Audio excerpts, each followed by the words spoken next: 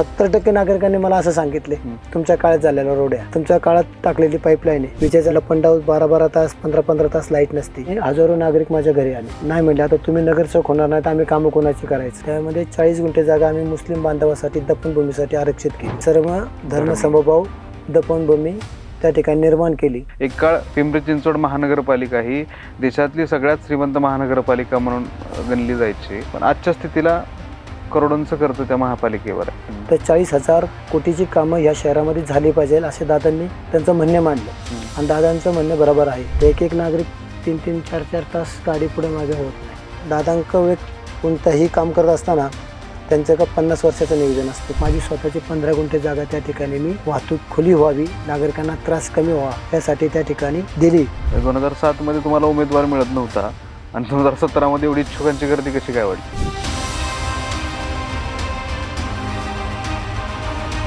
1993 पासून जनतेच्या सेवेत, 35 वर्ष सामाजिक राजकीय क्षेत्रात कार्यरत, पिंपरी चिंचवड महानगरपालिकेचे माजी नगरसेवक तथा स्थायी समिती सदस्य आणि 2026 महानगरपालिकेची निवडणूक होत आहे.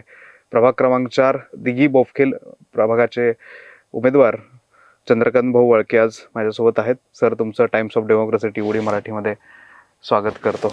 नमस्कार भाऊ, राज्यात 29 महानगरपालिकेच्या निवडणुका लागलेल्या आहेत. त्यात आणि पुणे आणि पिंपरी चिंचवड महानगरपालिकाच्याही निवडणुका होत आहेत. राज्याचं लक्ष पुणे आणि पिंपरी चिंचवड वर लागलेलं आहे. आपण पिंपरी चिंचवड महानगरपालिकेच्या प्रभाग क्रमांक 4 मधून निवडणुकीला सामोरे जात आहे, जो की दिघी बोफखेल असा हा प्रभाग आहे. पण एकंदरीत असा प्रश्न माझा आहे की तुम्ही आज प्रभागात फिरत असताना तुम्ही प्रचारात व्यस्त आहेत, अनेक लोकांशी बोलता, मतदारांशी बोलता, समस्या जाणून घेता. एकंदरीत परिस्थिती काय वाटते बरं तुम्हाला? आताच्या निवडणुकीला सामोरं जात असताना नागरिकांच्या मूलभूत सोयी, त्याच्यामध्ये मूलभूत सोयीमध्ये पाण्याचा, विजेचा आणि रस्त्याचा प्रश्न, हे जर लोकांकडून आता ऐकले तर पुन्हा एकदा नव्याने सुरुवात करावी लागते का काय सर्व विकास कामांची किंवा मूलभूत सोयीची, अशी परिस्थिती आता मला संपूर्ण प्रभागात जाणवत आहे. असं का वाटतंय तुम्हाला की एक काळ पिंपरी चिंचवड महानगरपालिका ही देशातली सगळ्यात श्रीमंत महानगरपालिका म्हणून गणली जायची, तुमचाही प्रभाग त्या महानगरपालिकेच्या मध्ये येतो, पण तुम्ही असं म्हणताय की सोयी सुविधाच नाहीत, विकासच झालेला नाही, असं कसं म्हणू शकता बरं? त्याला कारणच असं आहे की जसा माझा प्रभाग जो दिघी बोफखेल आहे तो गेल्या 12 पासून झपाट्याने वाढत आहे. 17 नंतर हा प्रभाग बी झपाट्याने वाढलेला आहे. जो प्रभाग झपाट्याने वाढवतात, नवीन नवीन वसाहत त्या ठिकाणी, नवीन नागरिक त्या ठिकाणी राहायला येत आहे फ्लॅटच्या माध्यमातून. लोकसंख्या वाढत आहे. लोकसंख्या वाढत असताना त्याला लागलेल्या पूरक गोष्टी जे नियोजन करावं लागतं, त्या नियोजनाचा अभाव किंवा दूरदृष्टी नसल्यामुळं नागरिकांचे हे प्रश्न निर्माण झालेले आहे. म्हणजे एकंदरीत कुठल्याही प्रभागाचा किंवा मतदारसंघाचा विकास होत असताना त्याचा एक डेव्हलपमेंट प्लॅन असतो की ह्या गोष्टी झाल्या पाहिजेत. नागरिकांचे जे प्रश्न असतात, एक पायाभूत सुविधा, त्याला मूलभूत सुविधा आपण असं म्हणतो की रस्ते, पाणी, वीज, ड्रेनेजच्या लाईन, ह्या ज्या गोष्टी असतात ह्या गोष्टी झाल्याच नाहीत का? मग नाही, त्या गोष्टी ज्या गतीने व्हायला पाहिजे होत्या, पण ज्या ह्याने व्हायला पाहिजे नव्हतं की आता समजा माझ्या इथं आज 500 फ्लॅटची एक बिल्डिंग बनत आहे, मग त्याला लागणारा पाणी पुरवठा, त्याला लागणारा वीज पुरवठा, त्याला लागणारा रस्ता, मग ह्या गोष्टी तुम्ही दूरदृष्टीने पाहिजे होते की 500 लोक फ्लॅटमध्ये 2000 लोक येणार आहे, त्यांना पाणी लागणार आहे, त्याला वीज लागणार आहे, त्याला जाणारा रस्ता लागणार आहे, आणि त्या संग पूरक ज्या गोष्टी आहेत त्याच्या संबंधात त्या पूरक गोष्टी बी त्याचा विचार न केल्यामुळं फक्त वसाहत नागरिक आले, पण त्यांना मूलभूत सोयीच्या दृष्टीने दृष्टिकोन स्थानिक प्रतिनिधी म्हणून एक त्या भागाचा प्रतिनिधी म्हणून लागतो, तो दृष्टिकोन कोणत्याही प्रकारे त्यांच्या मनामध्ये नसल्यामुळं आज प्रभागाच्या ह्या सगळ्या समस्याला फिरताना मला जाणवतात की हे दूरदृष्टीने कोणतं काम केलं नसल्यामुळं ह्या प्रश्नाला सामोरं नागरिकांना जावं लागत आहे. नाही, तुम्ही ज्या प्रभागातून येता किंवा ज्या महानगरपालिकेचं नेतृत्व तुम्ही करता, तुम्ही देखील 2012ला पहिल्यांदा नगरसेवक म्हणून निवडून गेला होताच. तुमच्या कार्यकाळात असं तुम्ही काय केलं की बाबा, तुम्ही आता म्हणताय की काही कामच झाले नाहीत किंवा दूरदृष्टी नव्हती, तुम्हाला ही संधी दिली होती ना? बरोबर आहे. गाव आमचं 1997ला पालिकेत समाविष्ट झालं. 2002ला पहिली निवडणूक झाली, त्यामध्ये मी स्वतः उमेदवार होतो 2002ला. त्यामध्ये माझा त्यावेळेस आमचा चरवली, डोडोळगाव आणि दिघी असा प्रभाग होता, 3चा प्रभाग होता. त्यामध्ये माझा पराभव झाला. त्या पराभवानंतर 2007ला पुन्हा एकदा निवडणूक झाली, त्यामध्ये आम्ही आमच्या राष्ट्रवादी काँग्रेस पक्षाचे दोन्ही उमेदवार निवडून आणले. रामदास कुंभार आणि डॉक्टर मीना पाटील म्हणून. हम्म. पण 7 नंतर माननीय राज्याचे उपमुख्यमंत्री अजितदादा पवार साहेब आणि पालकमंत्री त्यावेळेस होते, त्यांचं पूर्णपणे वर्चस्व हे महानगरपालिकेवर होतं किंवा त्यांची दूरदृष्टी जी पालिकेच्या डेव्हलपमेंटची होती ती त्यांच्याकडे होती. आणि 7 पासून तर 17 पर्यंत दादांनी अतिशय नियोजनबद्ध शहर आपल्या संपूर्ण देशामध्ये कसं अग्रेसर चांगलं होईल ह्या दृष्टीने त्यांनी निर्णय घेतले. 7 मध्ये बहुमत होतं, 12लाही बहुमत होतं. ह्या बहुमताच्या जोरावर जी कामं त्यांना नागरिकांच्या हिताची आवश्यक होती किंवा नागरिकांना जी 25-50 वर्षाचं नियोजन असतं त्या पद्धतीने दादांनी आम्हाला सर्वांना गाईड केलं. त्या पद्धतीचे धोरणात्मक निर्णय घेतले आणि त्या दृष्टीने 7 पासून जी पिंपरी चिंचवड महानगरपालिका आहे तिची डेव्हलपमेंट झाली. मग त्यामध्ये विविध क्षेत्र येतात, म्हणजे इन्फ्रास्ट्रक्चरचे म्हणतो आपण, बरोबर. ते दादांनी उभं केलं. त्या ह्याच्यावरच पालिकेचं नाव हे देशभरात झालं की हे दादांची महानगरपालिका म्हणून. म्हणजे असं म्हटलं जातं की दादांचा आजही उल्लेख करतात की मी काय शहर बनवले पिंपरी चिंचवड, एक पुढच्या काळातला विचार करून इथल्या सगळ्या सोयी सुविधा. आणि एकेकाळची श्रीमंत महानगरपालिका होती, पण आजच्या स्थितीला करोडोंचं कर्ज त्या महापालिकेवर आहे. करोडोचं कर्ज हे दादांनी परवाच त्यांच्या पत्रकार परिषदेत उल्लेख केला की 8 वर्षामध्ये 60,000 कोटीचं बजेट जे होतं त्यातला आस्थापनेचा जो खर्च आहे 30-35% जर वजा केला तर 40,000 कोटीची कामं ह्या शहरामध्ये झाली पाहिजे असे दादांनी त्यांचं म्हणणे मांडलं. आणि दादांचं म्हणणे बरोबर आहे, कारण त्यांच्याकडे एक विकासाची दृष्टी आहे. जर एवढाच पैसा दादांका असता तर शहराचं अजूनही फार मोठी डेव्हलपमेंट झाली असती. पण 40,000 कोटीचं जे दादांनी बजेट सांगितलेलं आहे त्यामध्ये संपूर्ण शहरामध्ये कोणत्याही प्रकारचं नाविन्य रूपी असं कोणतं काम झालं असं नागरिकांना किंवा शहरवासियांना दिसतच नाही. 2017 नंतर 17 नंतर दिसतच नाही. 2012ला तुम्ही देखील नगरसेवक पहिल्यांदा निवडून गेला होता असं तुम्ही सांगितलं. त्यावेळेस तुमच्या दृष्टीनं काय काय विकास कामे तुम्ही केली बरं? ज्यावेळेस मी 2012ला नगरसेवक झालो त्यावेळेस माझ्याकडे पहिला पर्याय होता की आमच्या अंतर्गत रस्ते करणे, जे नवीन डीपीचे रोड आहे ते करणे आणि त्या भागातील नागरिकांना पुरेसा असा पाणी पुरवठा करणे, विद्युत व्यवस्था करणे. मग ह्याच्यासाठी काम करण्यासाठी मी पहिल्या वर्षी संपूर्ण नियोजन केलं की आपल्याला कशा पद्धतीने नागरिकांना, कारण नागरिकांच्या कोणत्याही प्रभागातल्या नगरसेवकाकडे एकच मागणी असते की त्यांच्या मूलभूत बेसिक ज्या गरजा आहे त्या जर चांगल्या झाल्या किंवा मिळाल्या तर नागरिक समाधानी असतो. आणि त्या जर समाधानी होऊन जर नागरिकांची दुसरी कोणती अपेक्षा असती तर जसं आपण एखादं कुटुंब असतं तर एका कुटुंबामध्ये आपण फक्त आपलं महिन्याचं रेशन भरून खाण्यापाण्याचं करतो आणि व्यवस्थित चालतो. पण ज्यावेळेस त्याचा पगार वाढतो त्यावेळेस मग नंतर त्यांच्या घरामध्ये ज्या आपल्याला पूरक सुविधा लागतात, त्याच्या अर्थ टीव्ही म्हणा, फ्रीज म्हणा किंवा गोष्टी, तसं नागरिकांना मूलभूत सुविधा दिल्यानंतर त्यांना खेळायला लागणारं गार्डन, त्यांना लागणाऱ्या प्लेग्राऊंड किंवा इतर सुविधा ज्या गरजेचं आहे त्या देणं नागरिकांना गरजेचं असतं. महानगरपालिका मध्ये ज्यावेळेस 12 ते 17 नियोजन जे होतं तर माझा एकच बेस होता की मूलभूत सुविधा नागरिकांना देणं, की त्यांनापासून वंचित नाही राहायचं किंवा त्यांना भविष्यात या गोष्टीची कमतरता भासणार नाही ही भूमिका माझी होती. आणि त्या दृष्टीने मी 5 वर्ष पहिलं काम केलं. की आता तुम्ही बोलताना सांगितलं की अजितदादांनी पिंपरी चिंचवड महानगरपालिकेमध्ये कशा पद्धतीने नियोजन केलं आणि तुम्हालाही 2012 मध्ये मतदारांनी तुम्हाला संधी दिली, तुम्ही नगरसेवक म्हणून त्या भागाचं प्रतिनिधित्व करायला गेलात मनपाच्या सभागृहामध्ये. त्यावेळेस काय वाटत होतं, की काय भावना होत्या, कशा पद्धतीनं सुरुवातीचा काळ, तुम्ही याच्या अगोदर राजकारणात होतात, राजकीय पार्श्वभूमी आहे, उपसरपंच म्हणून पण तुम्ही काम केलेलं आहे, उपसरपंचानंतर नगरसेवक पदावर तुम्ही पोहोचलात आणि एकंदरीत त्यावेळेस की 2012 मध्ये तुम्ही पहिल्यांदा नगरसेवक झाला त्यावेळेस भावना काय होत्या, त्यावेळेसचे प्रश्न काय होते? 2012ला ज्यावेळेस मी नगरसेवक झालो त्यावेळेस भावना एक अशी होती की आपल्या प्रभागाने दिलेली एक जबाबदारीची पहिली भावना होती किंवा नागरिकांच्या पालकत्व जे प्रभागाचं असतं ते मला आलं आणि त्याची फार मोठी जबाबदारी आलेली आहे. त्या जबाबदारीमध्ये नागरिकांना लागणाऱ्या पूरक सुविधा म्हणजे मूलभूत सुविधा, त्या सुविधा देण्यासाठी आपल्याला काय करावं हा विचार पहिला मनामध्ये आला. आणि ह्या सुविधा देण्यासाठी नवीनच त्या पालिकेत समावेश गेलो होतो. तर कोणत्या डिपार्टमेंटकडून कोणती कामं केल्यानंतर नागरिकांना आपण लवकरात लवकर त्या सुविधा देऊ शकतो ह्यासाठी मी पहिल्या 2-4 महिन्यामध्ये सगळ्या अधिकाऱ्यांशी बोलून घेतले की कोणत्या डिपार्टमेंटच्या अधिकारी कोणतं काम करू शकतात. आणि मग प्राधान्याने माझ्या प्रभागामध्ये त्यावेळेच्या की काय सुविधांची पहिली गरज आहे ती ओळखून त्या पद्धतीने कामाला मी. त्यावेळेचा प्रभाग कोणता होता?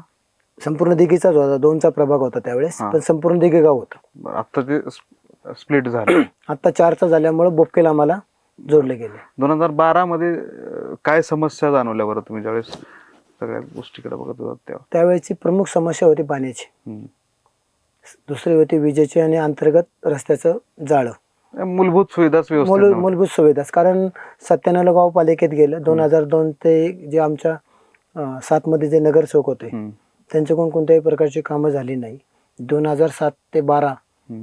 ज्यावेळेस आमचे विचाराचे नगरसेवक आले हम्म. तर त्यांनी पाण्याची टाकीची व्यवस्था करणे.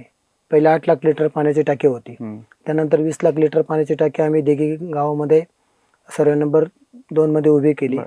आणि त्या स्वरूपाची टाकी मॅगझिन म्हणून आमचा भाग आहे, तिथं आम्ही एक 20 लाख लिटर टाकी उभारणी केली. ती पुढच्या दृष्टीने की लोकसंख्या एवढी वाढून त्या दृष्टीने 40 लाख लिटरच्या टाक्या आम्ही त्यावेळेस उभ्या केल्या. त्यावेळेसची लोकसंख्या किती होती? त्यावेळी 30,000 लोकसंख्या होती. 30,000 2012. 12ला. आज 2026 आहे. किती फरक जाणवतोय? काय कसं बघता बरे? त्यावेळची लोकसंख्या 30,000 आता जवळ 1 लाखापर्यंत गेलेली आहे सर. 3 पट 3 पट वाढलेली आहे. लोकसंख्या वाढतीचा प्रश्न समोर येतात, पायाभूत सुविधांचा अभाव जाणवतो. त्याचं नियोजन कसं केलं? ज्यावेळेस सर्वप्रथम मी तुम्हाला सांगतो, 2002ला मी जेव्हा निवडणूक लढवली पहिली, त्यावेळेस जो माझा मतदार होता तो 4,200 होता. बरं. 7ला आमच्या सहकार्य संघ आम्ही निवडणूक लढवली त्यावेळेस 10,000 होता. मी 12 निवडणूक लढवली तेव्हा 7,000 मतदार होते. 17,000 मतदार होते. आणि 17ची निवडणूक लढवली त्यावेळेस 24,000 मतदार होता आणि आता 40,000 मतदार आहे. म्हणजे दरवर्षाचा आम्ही जर कंटेंट पाहिला तर 7 ते 8,000 मतदार वाढत होता, फक्त मतदार. मग त्यांचे जे घरातले कुटुंबिक बाकीचे लोक आहे किंवा ज्यांनी मतदार मध्ये नाव नोंदवलं नाही, हे सगळा विचार केला तर 2002 नंतर पालिकेची पहिली निवडणूक झालेली होती. त्या निवडणुकीपासून तर आता 26 पर्यंत 36,000 मतदार दिघीमध्ये वाढलेला आहे 20 वर्षामध्ये. लोकसंख्येचे आहे, वाढते, विकास होतोय, झपाट्यानं मोठ्या मोठ्या बिल्डिंग होत आहेत. तुम्हाला त्यावेळेस कल्पना असेल या सगळ्यांची? कल्पना होती की असं होणार आहे. मग त्यासाठी आपल्याला काय नियोजन करायचं तेही डोक्यात आपल्या म्हणजे होतं की आपल्याला काय करावं लागणार आहे, पुढे कोणत्या समस्याला तोंड द्यावं लागणार आहे. त्याच्या आत्ताच आपण पायाभरणी केली तर ती समस्या जाणवणार नाही हे मला नक्की माहिती. काय पायाभरणी केली होती? ज्यावेळेस 15-16चा कालावधीमध्ये नव्याने काही बिल्डिंगची ओपनिंग आमच्या तिथे झाली. मग त्या बिल्डरच्या ओपनिंगला गेल्यानंतर त्यांच्याकडून काही प्रामुख्याने माहिती घेतली की तुम्ही इथे किती फ्लॅट बांधतात. मग त्या फ्लॅटची जर संख्या पाहिली वेगवेगळ्या बिल्डरकडून तर 1,015चे फ्लॅट आमचे 15-16च्या दरम्यान त्या ठिकाणी निर्माण होणार होते. मग त्यांना म्हणले ह्यासाठी तुम्ही बिल्डर म्हणून काय तिथे सुविधा देणार आहेत. बरोबर. तर त्यांच्याकडून पाहिल्यानंतर ते फक्त म्हणले आम्ही जे अनॅमिटीज जो असतो आम्ही देणारा त्या भागामध्ये तेवढंच आम्ही देऊ शकतो आणि पूरक सुविधा ते महानगरपालिकेच्या माध्यमातून प्रतिनिधी म्हणून तुम्हाला करावे लागणार असं बिल्डरने सांगितलं. मग संबंधित त्यांच्याशी चर्चा केल्यानंतर मी अधिकाऱ्यांशी बोललो की माझ्या इथं असे 1,000-2,000 फ्लॅट निर्माण होतात, तिथं 17पर्यंत ते सगळे लोक तिथं पोझिशन घेणार आहेत. तर आपल्याला त्यांना लागणारं पाणी, त्यांना लागणारे वीज पुरवठा, त्यांची कचऱ्याची व्यवस्था, त्यांची ड्रेनेजची व्यवस्था आपल्याला सर्व करावी लागणार. तर ह्यासाठी आपल्याला काय नियोजन करावं लागेल, बजेटमध्ये कशी तरतूद करावं लागेल, ह्या गोष्टी अधिकाऱ्यांशी बोललो. मग अधिकाऱ्यांचा अनुभव, माझ्या डोक्यात काय संकल्पना असतील त्या दृष्टीने आम्ही पुढचं नियोजन केलं. आणि 17ला जी लोकसंख्या वाढली त्याला कोणत्याही प्रकारचं पाणी कमी नाही पडलं, वीज कमी नाही पडली, त्यांना चांगले रस्ते दिले, ह्या सुविधा आपण केल्या त्या दरम्यान. त्या व्यतिरिक्त आणखीन काय काय विकास कामं तुमच्या ह्याच्यात झाली? विकासामध्ये सगळ्यात माझं प्रामुख्याने काम असं आहे की दिघीमध्ये एक आमची महानगरपालिकेची 60 गुंठे जागा होती. ती दफनभूमीसाठी आम्ही आरक्षित केली होती.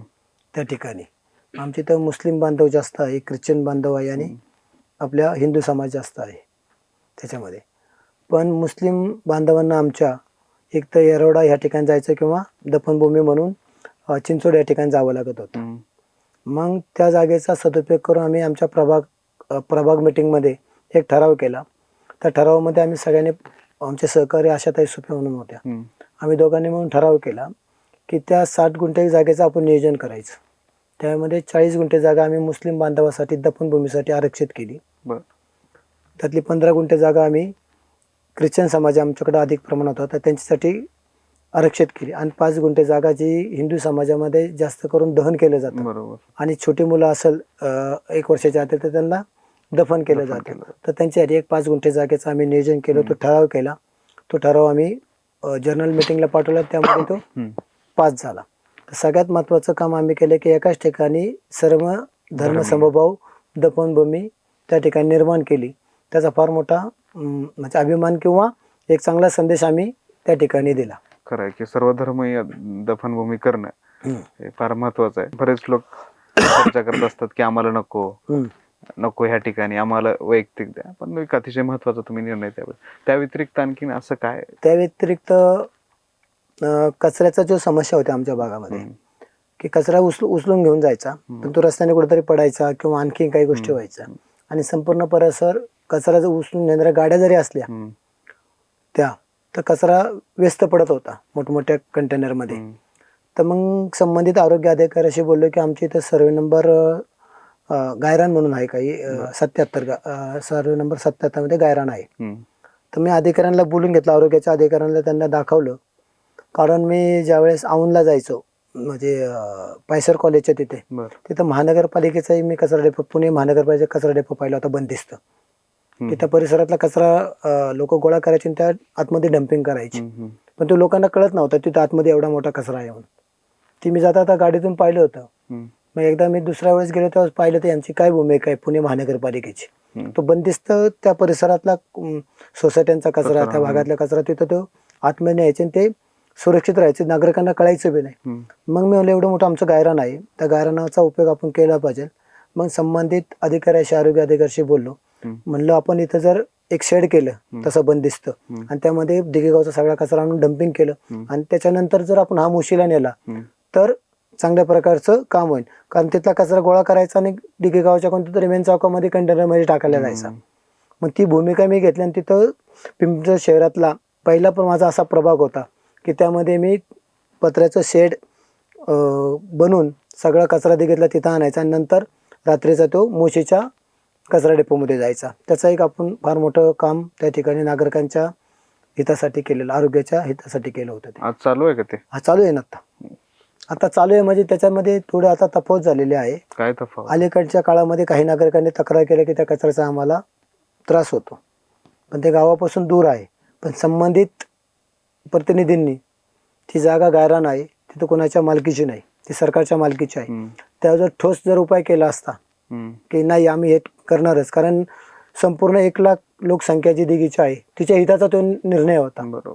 पण तिचा हिताचा निर्णय असताना कोणत्याही साध्या नागरिकांनी तक्रार केली म्हणून तो गेले 8-9 महिने तो बंद केलं त्यांनी त्या ठिकाणी कचरा टाकण्याचं. आणि मग ते कंटेनर, मोठमोठे कंटेनर पुणे आणि रोडला उभे राहतात, जिथं आमची हजारो लोक रोज वॉकिंग करतात, तिथं उभं राहतात आणि तो कचरा तिथं भरला जातो आणि तो निम्मा कचरा खाली पडतो. नागरिक तक्रार करतात कारण खाली पडलेला कचरा उचलत नाही कोणी, ते फक्त डम्पिंग करून घेऊन जातात.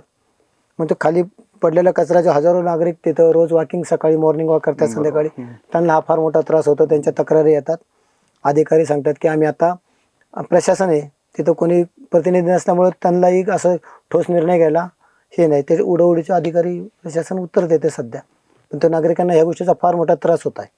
आता तुम्ही आता प्रशासनाचा उल्लेख केला, एकीकडे तुम्ही नगरसेवक म्हणून काम केलं आणि दुसरीकडे अलीकडला 4 वर्षाचा प्रशासकाचा काळ एक बघितला. ह्या 2 गोष्टीमध्ये काय फरक जाणवतो बरं? संविधानिक पदावर असलेला नगरसेवक आणि प्रशासकीय अधिकारी असलेला एक व्यक्ती, दोन्हींकडं कसं बघता तुम्ही? सर्वप्रथम गोष्ट म्हणजे ज्यावेळेस नगरसेवक म्हणून कोणताही प्रतिनिधी काम करत असतो त्या भागाचा तो सगळ्या समस्याबाबत तो लिडिंग करत असतो की ही समस्या आमच्या भागात नसली पाहिजे. बरोबर. मग तो लिडिंग करतो की त्याला माहिती आपण जर हे काम नाही केलं तर नागरिक माझ्या नावाने ओरडणार, ही जबाबदारी व्यक्ती म्हणून, कारण त्यांनी आपल्याला मतं दिलेली असतात. त्यामुळे तो जबाबदारीने ते काम तो अधिकाऱ्यांकडून करून घेतो. आणि प्रशासन हे असं असतं की त्या ठिकाणी तो अधिकारी 3-4 वर्ष असतो आणि त्याला संपूर्ण आमचा ई प्रभाग म्हणून आमचे 4 वार्ड म्हणून तो अधिकारी असतो. त्यामुळे त्याची दखल घेणं किंवा त्याची तत्परता कामाची बहुतेक लोकांनी उठाव केल्यानंतर तो काम करतो. पण तो प्रशासन अधिकारी जर त्याला माहिती माझ्या चेअरचा मला उपयोग चांगला करायचा तर काम झटपट होतं, पण त्याने जर मनात आणलं तर करू शकतो, नाहीतर ढिम्मपणे काम चालू होता हा प्रशासनाचा अनुभव. त्यासाठी त्यांच्यावर नगरसेवक कोणतरी पाहिजे, नगरसेवकाची वचक पाहिजे, त्याशिवाय प्रशासन हलणार नाही. तुम्ही नगरसेवक असताना नागरिक पण येत असतील तुमच्याकडे प्रश्न घेऊन, समस्या घेऊन येत असतील. नागरिकांचे प्रश्न काय असतात बरे, एक तुम्ही सांगा. सर्वसामान्य नागरिकांचे प्रश्न त्यांना मूलभूत सुविधाचेच असतात, सगळ्यात महत्वाचे. त्यानंतर जे काही योजना, रेशन कार्ड असतात, आधार कार्ड असतात, किंवा बाकी शिक्षणाबाबतीत काही सवलती पालिकेकडून मिळतात का, ह्या सगळ्या गोष्टी छोट्या मोठ्या गोष्टी असतात की त्या आपण त्यांना तत्प्रत्याने दिल्या तर नागरिक असमाधानी होत असतो. त्याला फार मोठं काही लागत नाही नागरिकांना. त्यांना फक्त आपला ऐकणारा आणि ऐकून घेणारा माणूस पाहिजे. तुम्ही सत्तेतला पण काळ बघितलाय आणि विरोधातला पण काळ बघितलाय. विरोधात असताना तुमचा पराभव 2017ला, 2012ला निवडणूक लढवली, 2017ला पराभव झाला तुमचा, काय झालं होतं त्यावेळेस? पराभव ह्यासाठी झाला की ज्यावेळेस मी काऊ PCMC मध्ये 2002 मध्ये गेला, तेव्हापासून सातत्याने नागरिकांच्या छोट्या मोठ्या प्रश्नाकडे लक्ष देऊन ते सोडत होतो. 17ला ज्यावेळेस 12ला ज्यावेळेस मी नगरसेवक झालो हक्काचा, त्यावेळेस फक्त मी कामच करत गेलो. पुढचं नियोजन आपण निवडून येऊ का नाही, किंवा काय प्लॅनिंग करायचं का नाही हे डोक्यात नव्हतं. नागरिकांनी प्रश्न आणले सोडवायचे, नागरिकांनी बोलवलं त्या ठिकाणी उभं राहायचं, त्याची अडचण दूर करायची. म्हणजे कोणत्याही अडचणीतल्या नागरिकामागं मतदार नाही म्हणता येणार. आपल्या एकदा निवडणूक झाली, निवडणुकीपुरती मतदार आहे, नंतर ते आपल्या प्रभागातला नागरिक आहे, ही माझी पहिली भावना आहे. निवडणूक आली की तो मतदार आहे 10-15 दिवसासाठी, पण नंतर तो माझा नागरिक आहे, ही भावना माझी सातत्याने मनामध्ये असायची. मग तो कोणताही नागरिक कोणत्याही विचाराचा असो, आपल्या विरोधातला असला तरी तो माझा आहे, ह्या दृष्टीनेच मी त्या नागरिकाचा आज तागायत पाहिलेला आहे. ज्यावेळेस सत्तेत होतो त्यावेळेस ती कामं झटापट होत होती, पण पराभव झाल्यानंतरही माझं मन मला स्वस्थ बसून देत नव्हतं. कारण साधारणतः जे कोणी नगरसेवक या भागाचं प्रतिनिधित्व केलेलं आहे त्यांच्यात आणि मी केलेल्या कामामध्ये किंवा अटॅचमेंट जी पब्लिकची असती त्यात मोठी फार मोठी तफावत येते. आजही नागरिक म्हणजे त्या 8 वर्षाच्या कालावधी मला फोन करायचे, लाईट गेली भाऊ, काय कधी येणार आहे, पाणी 2 दिवस नाही भाऊ, काय करणार आहे, टँकर मिळेल का आम्हाला. म्हणजे ह्या ज्या अटॅचमेंट असते की अजूनही माझं नाव काढून मला फोन करतात, त्यावेळेस मी समाधानी मानतो मला स्वतःला की नागरिकांना त्या ठिकाणी माझी गरज आहे किंवा मी ते काम करू शकतो एवढा त्यांचा विश्वास आहे. एवढं चांगलं काम आपण नागरिकांपर्यंत पोहोचवलेलं आहे, ही भावना होती. सर, तुम्ही सांगितलं की 2012ची निवडणूक झाली, कामं केली, 2017ला पराभव झाला. ज्यावेळेस पराभव होतो त्यावेळेस माणसाला एक दुःख होतं की आपण एवढी कामं केली, त्यात आपला पराभव झाला. मग विचार करतो की पराभवाची कारण शोधायला लागतो. काय कारण होती बरं त्यावेळेस? सर्वप्रथम कारण असं होतं की आमचा प्रभाग चेंज झाला. आम्हाला बोपखेल गाव एक नव्याने जोडले गेलं की जिथं आपला राजकीय सामाजिक काही जास्त संबंध नव्हता, टच नव्हता. असं गाव एक 12-13 हजार लोकसंख्येचं जोडलं गेलं त्या ठिकाणी. ते एक कारण होतं. सेकंड कारण असं होतं की अचानक महिला आरक्षण झालं त्या ठिकाणी. मी सातत्याने 1993 पासून मी सातत्याने लोकांच्या संपर्कात, आणि अचानक 17ला आरक्षण बदललं आणि त्या ठिकाणी पत्नीला महिलेला या ठिकाणी उभं राहावं लागलं. त्याचाही फार मोठा इम्पॅक्ट त्या ठिकाणी झाला. आणि सगळ्यात महत्त्वाची गोष्ट एक सांगतो, सांगा ना. कारण म्हणजे किस्साच म्हणलं तरी चालेल त्याला, आवडेल. की ज्यावेळेस 7ची निवडणूक झाली 2007ची, त्यावेळेस 2002ला माझं स्वतः उभं राहिलो होतं, पराभव झाला. खचून नाही गेलो, सातत्याने लोकांमध्ये काम केले मी. आणि 7च्या निवडणुकीमध्ये दोन्ही वार्ड माझे प्रभाग सिंगल प्रभाग झाले, दोन्ही ओबीसीचे झाले. नागरिकांमध्ये एकदम तीव्र असंतोष निर्माण झाला की बाबा भाऊंना आता संधी नाही. त्या क्षणी हजारो नागरिक माझ्या घरी आले. नाही म्हणले आता तुम्ही नगरसेवक होणार नाही तर आम्ही कामं कोणाची करायचं, कुणाला निवडून द्यायचं, अशी परिस्थिती निर्माण झाली. आणि नागरिकांनी तत्काळ निर्णय घेतला की आम्हाला अजितदादांना भेटायचं तुमच्या संदर्भात, तुम्हाला काय देणार तर आम्ही कामं करू, अशी भूमिका त्यांनी घेतली. आणि मिळेल त्या वाहनाने अजितदादा आमच्या गावापासून 25 किलोमीटर अष्टपूर हे गाव आहे त्या ठिकाणी होते. ती माहिती मिळाल्यानंतर आमचे सगळे नागरिक, कोणी 3 चाकी टेम्पो त्यांचा जो माल वाहतुकीचा तो, कोणी रिक्षा, कोणी आपल्या आपल्या गाड्या घेऊन जवळजवळ माझ्या माहितीप्रमाणे 1000-1200 नागरिक आमच्या अष्टपूरला गेले. आणि दादांना तिथं वेढा घातला आणि दादांना म्हणाले की आमचे दोन्ही वार्ड ओबीसी झाले, चंद्रकांत वाळके सारख्या चांगल्या कार्यकर्त्याला संधी नाही, तुम्ही यांना काय देणार ते सांगा, तर आम्ही तुमच्या पक्षाचं काम करू, अशी भूमिका नागरिकांनी त्यावेळेस घेतली. मग ते म्हणले तुम्ही दोन्ही नगरसेवक निवडून आणा, चंद्रकांतला काय द्यायचं ते मी देईल अशी भूमिका दादांनी त्यांना स्पष्ट केली. नागरिक खुश होऊन परत आले. दोन्ही वार्ड ओबीसी आले. आमचा कोणताही ओबीसीचा प्रवर्गामध्ये कुणीच आमच्याकडं उमेदवार नव्हते किंवा कोणाची अशी मानसिकता नव्हती. सगळेजण म्हणायचे की आता भाऊ नगरसेवक होणार आहे. ह्याच भूमिकेत सगळ्या कार्यकर्त्यांचं लक्ष होतं. मग 2 वार्डामध्ये एक महिला झाला होता, एक पुरुष झाला होता. मग पुरुषमध्ये माझ्याबरोबर काम करणारे डॉक्टर ओमप्रकाश पाटील आहे. ते बी धडाडीने माझ्याबरोबर काम करायचे. पण त्यांनाही संधी न मिळाली. त्यांच्या पत्नीला संधी आम्हाला त्या ठिकाणी द्यावी लागली. मग दुसरा प्रभाग जो आमचा होता, दुसरा आमच्याच प्रभागाचा, तिथं पुरुष झाला होता. आणि पुरुषमध्ये माझे मित्र एक अरविंद लोखंडे म्हणून होते, एक संतोष जाधव म्हणून होते, जे की कार्यरत होते.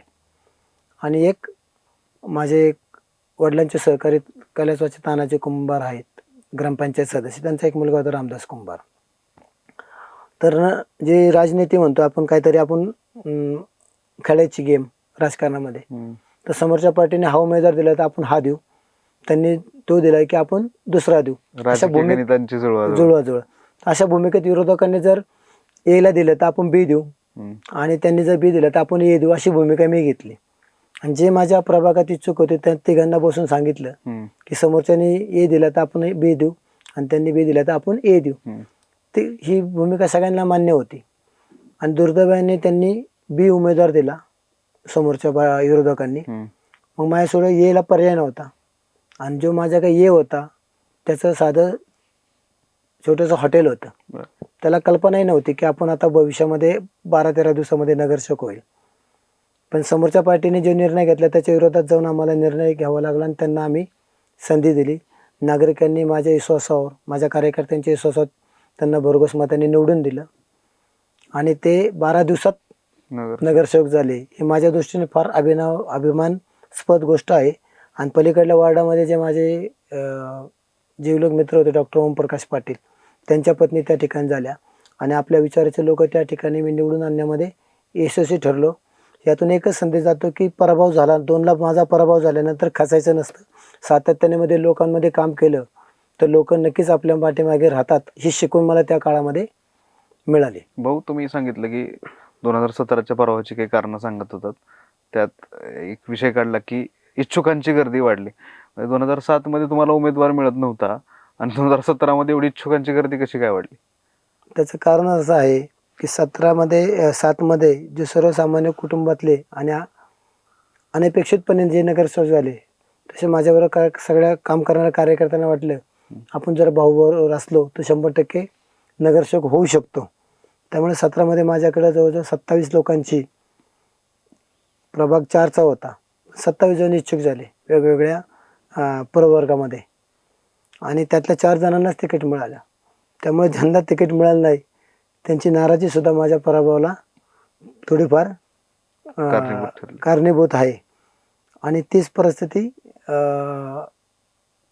ह्याच्यामध्ये नाराजीच झालेली आहे.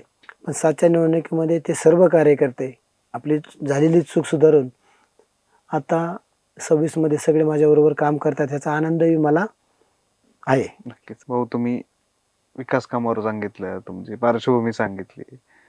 2007चा काळ वेगळा होता, 2002चा काळ वेगळा होता, 2012चा काळ वेगळा होता, 2017चा काळ वेगळा होता, पण 2026चा काळ हा वेगळा आहे. पण इथे बऱ्याच गोष्टी बदलल्या आहेत. इथली राजकीय गणितं बदललीत, विषय बदललेत, लोकांचे प्रश्न बदललेत. पण 2026 मध्ये आज तुम्ही निवडणुकीला सामोरं जाता.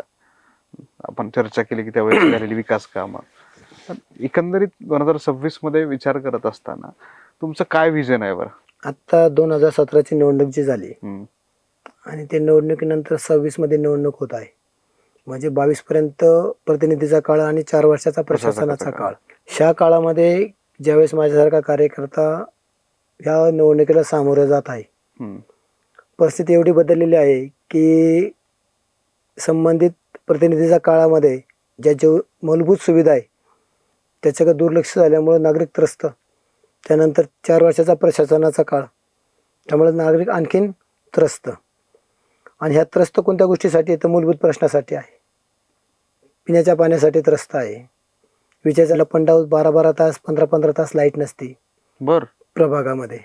एवढी भयंकर परिस्थिती आहे. त्यामध्ये अंतर्गत खराब झालेले रस्ते, कचऱ्याची जी तुम्हाला सांगितले की कचऱ्याची वाहतूक जी आपण केलं होतं बंदिस्त, त्याच्यावर ठोक असं कोणतं पाऊल न उचलल्यामुळं संपूर्ण परिसरामध्ये होणारी कचऱ्याची दुर्गंध किंवा दुर्गंध म्हणण्यापेक्षा प्रत्येक ठिकाणी कचऱ्याची ढीग, ही जी समस्या पाहिली तर जे नवीन नागरिक जे आपले आलेले आहे त्याचा दृष्टिकोन पाण्याचा ह्या आमच्या दिघी प्रभागाचा फार वेगळा झाला. प्रत्येक नागरिक म्हणतो हा फ्लॅट मला विकायचा आणि मला दुसरीकडे जायचं. म्हणजे या गोष्टी का पाण्याचा जो प्रशासन म्हणा किंवा प्रतिनिधी चांगल्या प्रकारचं लक्ष न दिल्यामुळे आज माझ्या प्रभागाची फार दुरवस्था मूलभूत सुविधासाठीच झालेली आहे. फार भयंकर समस्या आहे की एकीकडं झपाट्यानं वाढणारा भाग, हजारो फ्लॅट्स जिथं निर्माण झाले आणि आज अशी स्थिती होतीये की नागरिकांना तिथून शिफ्ट व्हायचं. भूमिका घेतात नागरिक आज. एवढी वाईट स्थिती झाली. त्याला कारणच मूलभूत सुविधाच ना. आज तुम्हाला रोजचं पाणी मिळालं तर नागरिकांना मी तुम्हाला अगोदरच सांगितलेलं आहे की मूलभूत सुविधेमध्ये नागरिकांना रोजचं पुरेसं असं पाणी, त्याला लागणारी वीज, त्याची लागणारी ड्रेनेजची व्यवस्था आणि त्याला लागणारा कचरा वाहतूक, ह्या 4 समस्या दिल्यानंतर माणूस तुमच्या नागरिक त्या प्रभागात काय आवश्यक आहे हे पाहणार ना. मूलभूत सुविधा जर नाही मिळाल्या तर नागरिक दुसऱ्या अपेक्षा काय करणार? नागरिक प्रतिनिधीकडून किंवा प्रशासनाकडून मूलभूत बेसच चांगला पाहिजे ना तुमचा पहिला मूलभूत सुविधाचा, तोच नाही झाला. आता मला काम करता असताना फिरत असताना मी गेले की संपूर्ण परिसर माझे 2 राऊंड झालेले आहे परिसरामध्ये माझ्या प्रभागामध्ये. जर एखाद्या नागरिकाने मला 70% नागरिकांनी मला असं सांगितले तुमच्या काळात झालेला रोड आहे, तुमच्या काळात टाकलेली पाईपलाईन आहे, तुमच्या काळात राहिलेला लाईटचा पोल आहे, त्याच्यावरली ट्यूब सुद्धा त्यांनी अजून बंद पडलेली बदलली नाही. ते स्वतःहून नागरिकांनी सांगितल्यानंतर मनाला एक सामाजिक कार्यकर्ता म्हणून वेदना होतात की जी चेअर जी खुर्ची असती ती लोकांच्या हितासाठी वापरायची असते किंवा लोकांच्या समस्या सोडवण्यासाठी आवश्यक असते. तिचा उपयोग गेली 5 वर्ष आणि नंतर प्रशासनाने केला नाही, त्याचा खेद मनामध्ये येतो आणि थोडं मन हे होतं, वेदनादायी होतं की आपण ज्या क्षेत्रामध्ये काम करतो किंवा जे आपण मिळवतो की मी सामाजिक कार्यकर्ता म्हणून, आणि सामाजिक कार्यकर्त्याच्या माध्यमातून जर या सुविधा आपण दिल्या नसेल त्यांना तर सामाजिक कार्यकर्त्याचा कायम सल असतं की बाबा आपण इतकी वर्ष काम करतोय, लोकांशी भेटतोय, लोकांचे प्रश्न आज एक सामान्य नागरिक म्हणून लोकप्रतिनिधी म्हणून मनाला खेद वाटणं साहजिक आहे. पण आता काय प्रॉब्लेम्स आहेत आणि त्याच्यावर काय मात करणार? म्हणजे असा प्रश्न आहे की दिघी बोफकेलकरांनी चंद्रकांत भाऊंना पुन्हा का संधी द्यावी? आता नागरिकांच्या संधी देण्यासाठी मी एकच नागरिकांना नाव देईन, तुम्हाला पुरेसा आणि रोज नियमित पाणी पुरवठा पाहिजे असेल तर मला मत द्यावं. तुम्हाला विजेची समस्यापासून मुक्त करायचं असेल तर आपल्याला मत द्यावं. तुमच्या कचऱ्याची रोजची विल्हेवाट करण्यासाठी असेल तर मला मत द्यावं. आणि सगळ्यात चौथा मुद्दा माझा असा राहील की जे आमच्या इथं नवीन टाउनशिप झालेल्या आहेत, एक 200-250 टाउनशिप आहे, मग त्यांची संख्या 250, 150, 200 अशा स्वरूपाच्या टाउनशिप आहे. त्या नागरिकांना मूलभूत गार्डन लागणार आहे. जे गार्डन 2007-08 मध्ये रामदास कुंभारांनी त्याचा प्रस्ताव मांडून ती जागा ताब्यात घेण्यासाठी प्रयत्न केला. 14-15च्या काळामध्ये एक क्लॉज असतो की हे तुम्ही केलं तर ती जागा ताब्यात मिळते, 8 म्हणून त्याच्यामध्ये, तो आम्ही पूर्ण केला होता. पण 2014च्या निवडणुका विधानसभेच्या झाल्यात. एक ते 10 ते 15 कुटुंबासाठी तुमची गरज पडणार नाही त्या आरक्षणातून, ती मी काळजी घेईन अशा प्रकारचं आव्हान केलं गेलं. आणि आव्हान केल्यानंतर ती जागा आज तागायत ते 8 जो आम्ही ठराव केलेला आहे तिथंच खिचपत पडलं ते. मग ते खिचपत पडल्यानंतर आजही त्या ठिकाणी 9 वर्षामध्ये कोणतंही गार्डन आश्वासन देऊन उभं राहिलं नाही. माझा पहिला संकल्प आहे ज्या ठिकाणी ते नागरिक राहतात त्यांची जागा सोडून जी आमची 2 एकर जागा शिल्लक आहे त्या जागेचा उपयोग त्या ठिकाणी आमच्या नवीन सोसायटीधारक जे आहे त्या परिसरामध्ये आले, तिथं आम्ही पहिल्या 6 महिन्यात त्या गार्डनचं नियोजन करण्याचा माझा संकल्प आहे. त्याला लागूनच सर्वे नंबर 2 आहे खेळाचं मैदान. तो एक खेळाचं मैदान आम्हाला त्या ठिकाणी मानस आहे की तोही आपल्याला खेळाचं मैदान त्या ठिकाणी करायचं आहे. माझ्या प्रभागातील राहणाऱ्या लोकांना भौतिक सुखाक जाण्यासाठी, म्हणजे आपण म्हणतो ना की मूळ गरजा आणि नंतर भौतिक सुख, तर त्यांना जर या मूलभूत सुविधा रस्ता, लाईट, पाणी, कचऱ्याची विल्हेवाट त्यांची मी व्यवस्थित केली तर त्यांचा दुसरा कल राहणार आहे की आम्हाला भौतिक सुविधा माझ्या प्रभागात काय आहे. तर मी त्यासाठी गार्डन आणि सेकंड खेळाच्या मैदानासाठी प्राधान्याने मी प्राधान्य देणार आहे. त्यासाठी आणखीन की आपल्या ह्याला एक सांस्कृतिक वारसा पण आहे. हम्म. बरेच लोक त्या भागातून पुढे आळंदीकडे जातात, भाविक येत जात राहतात, सगळ्या गोष्टी आहेत. आज तुम्ही राष्ट्रवादी काँग्रेस पार्टीकडून ही निवडणूक लढवताय, तर काय पक्षाचं काय धोरण आहे तिथं? पक्षाचं धोरण म्हणजे अजितदादा पवारांचं जे विजन आहे, जे संकल्प आहे, या शहराला आणखीन काही करायचं, त्या विचारावर आमचा प्रभागाचा नागरिक मला उभा करायचा आहे. कारण दादांच्या विजनमधूनच ह्या सगळ्या गोष्टी भविष्यामध्ये आम्ही सर्व नगरसेवक किंवा आम्ही लोकप्रतिनिधी करणार आहोत. दादांक एक कोणताही काम करत असताना त्यांच्याकडं 50 वर्षाचं नियोजन असतं की 50 वर्षामध्ये आपल्याला काय दिसणार आहे चित्र, ते आजपासून ते कामाला लागतात आणि त्या पद्धतीने करतात. आणि आम्हाला सर्व लोकप्रतिनिधी असू किंवा नसू, प्रत्येक कार्यकर्त्यांचं सांगणं असतं, सामाजिक क्षेत्रामध्ये काम करत असताना कोणताही प्रकल्प तुम्ही करत असताना त्याचं नियोजन असं करा की पुढच्या पिढीला त्याचा चांगला उपयोग होईल आणि त्यातून त्या नागरिकांना काहीतरी दिशा मिळेल, अशी त्यांची भूमिका कायम असते आणि त्यांच्या विचारावरच आमचं काम असतं. ह्याच सगळीकडे जर बघितलं की एकच समस्या आहे, ट्रॅफिक. लोकांना तासन तास सिग्नलवर थांबावं लागतंय, गर्दी, आणि त्याच्यामुळे नागरिक त्रस्त होत आहेत. तुमचा भाग तर आळंदी पालखी महामार्ग तिथून जातो आळंदीकडे जाण्याचा, एक अतिशय कंटिन्यू फ्लो आहे त्या रोडवरती नागरिकांचा, ये जा वाहतूक आहेत. ह्या सगळ्या गोष्टींकडे बघत असताना तुमच्या भागात तर प्रचंड वाहतूक कोंडी होते, बरोबर? होते. काय त्याच्यावर मार्ग काय? त्याच्यावर मार्ग एकच आहे की जे डीपी रस्ते आपले आहे ते विकसित करणे.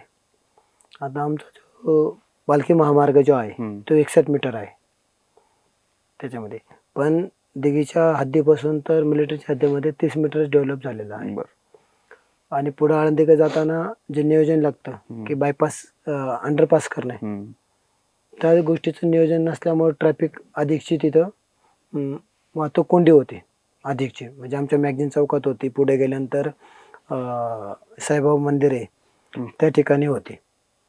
तसेच माझ्या दिघीच्या परिसरामध्ये ट्रॅफिक जाम होती. आजूबाजूला असंख्य मंगल कार्यालय आहे त्या परिसरामध्ये, आणि 1-2 लग्न जर एका ठिकाणी असेल तर एक नागरिक 3-3, 4-4 तास गाडी पुढे मागे होत नाही, अशी परिस्थिती निर्माण होते. लोक मग पर्यायी मार्ग शोधतात कुठून घुसायचं, मग दिघीत जायचं कुठून, भोसरीत जायचं कुठून. तर आमच्याकडे 2-3 स्पॉट असे आहे की एक आमचा स्पॉट आहे की भारतमाता नगरचा एक रस्ता आहे, त्यांच्या तर आमच्या काही धर्मवीर संभाजीराजे चौक जो आहे तो चौक एक आहे, आणि दुसरा आमचा मेन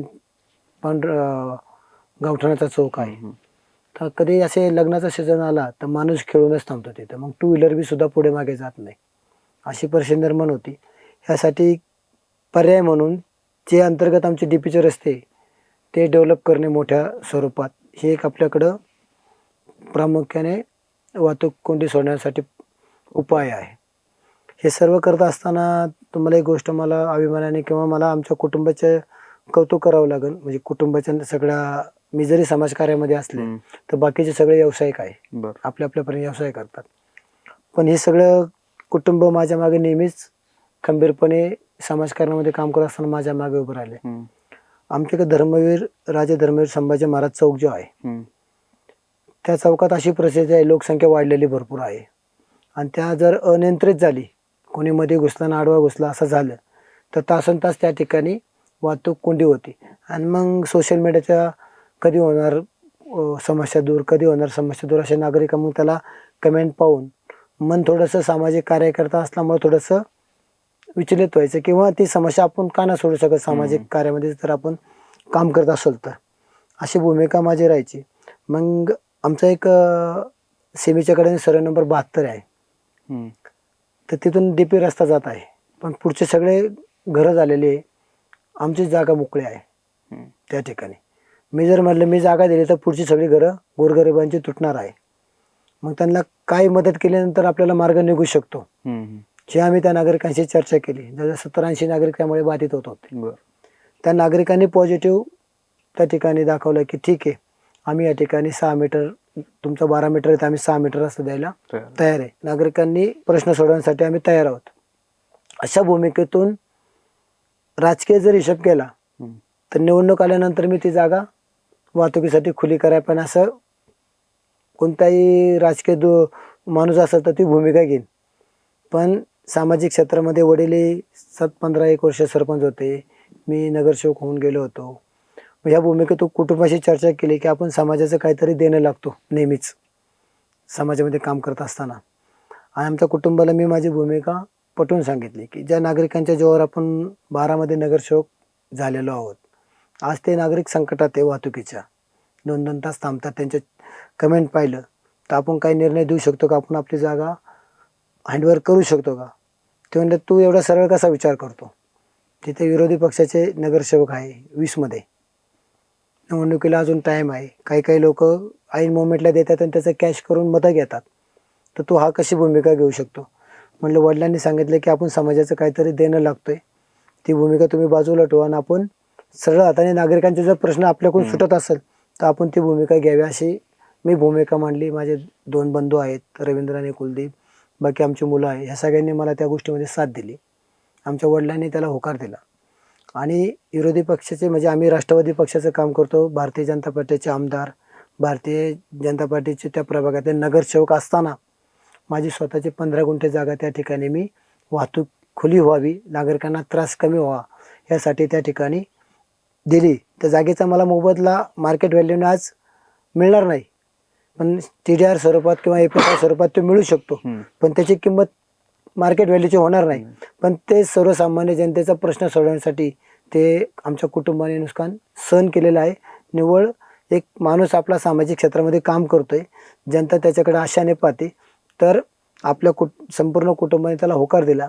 आणि हा प्रश्न सोडवण्यासाठी विरोधी पक्ष सत्तेत असताना आमच्या कुटुंबाने सहकार्य करून 15 गुंठे जागा त्या ठिकाणी दिली. आणि त्या ठिकाणी धर्मवीर संभाजीराजे जे चौक आहे त्यातल्या वाहतुकीचा ताण आम्ही 100% कमी केला. त्याचा एक फार आनंद मला होतो की आपण त्या नागरिकांच्या काहीतरी हिताचं काम केलं म्हणून. राजकारणात त्याग करावा लागतो, राजकारणात दानत असावी लागते असं म्हटलं जातं. ती दानत तुम्ही त्या निमित्तानं दाखवली. पण आज 2026च्या निवडणुकीला तुम्ही सामोरं जाताय. बराच काळ मध्ये गेलाय, परिस्थिती बदलली आहे, मतदारही नवीन आलेत आणि पक्षही वेगवेगळे झालेत. मागे तुम्ही युतीत होतात, आत्ताही राज्यात तुमचा पक्ष युतीत आहे, राष्ट्रवादी काँग्रेस पार्टी, अजितदादा उपमुख्यमंत्री आहेत, पण पुण्यात आणि पिंपरी चिंचवडात मात्र स्वतंत्र लढत आहे. पण मतदारांना नेमकं तुम्ही काय आव्हान कराल बरं या निवडणुकीसाठी? मतदारांना एकच आव्हान माझं आहे की तुम्ही शहराचा विकास कोणतं नेतृत्व करू शकतं. ज्या शहराची ओळख अजितदादाचं शहर म्हणून होत आहे डेव्हलपमेंटमध्ये. आम्ही महानगरपालिकेमध्ये मला आठवतंय आम्ही चर्चा करायचं किंवा एक पब्लिश व्हायचं की कोणत्या शहरामध्ये येणारा लोंढा पब्लिकचा जास्त आहे, कोणत्या शहराचं आकर्षण आहे देशातल्या. तर त्यावेळेस पिंपरी शहराचं नाव 1 नंबरला असायचं. म्हणजे 10,000 लोक जर शिफ्ट, एक उदाहरण दिलं होतं आम्हाला त्यावेळेस, पाहिलं होतं आम्ही, 10,000 लोक जर वेगवेगळ्या शहरात शिफ्ट होत असतील तर त्याच्यामध्ये 50% नागरिक हे पिंपरी शहरात येत होते, असं अहवालात 16-17च्या अहवालात होतं. उद्योगधंदे होते तेवढे, ते उद्योगधंदे किंवा त्याचं शहराची पायाभरणी अशी झाली सगळ्या बाबतीत शहर विकसित चांगल्या प्रकारचे इन्फ्रास्ट्रक्चर होत होतं. आणि ते आदरणीय दादांच्या माध्यमातून होत होतं, त्यामुळे नागरिकांचा ओढा होता इकडे येण्याचा. मग तोच नागरिकांना ह्या निवडणुकीमध्ये आव्हान करतो की दादांची दूरदृष्टी आहे 7 ते 17पर्यंतची शहराला पुढे घेऊन जाण्याची. पुन्हा एकदा दादा कार्यरत झालेले आहे, त्याच्या माध्यमातून आम्ही सर्व जे निवडणूक लढवणारे प्रतिनिधी आहे ते दादाचा दृष्टिकोन कसा आहे, शहराला पुढे घेऊन जाण्याचा आहे.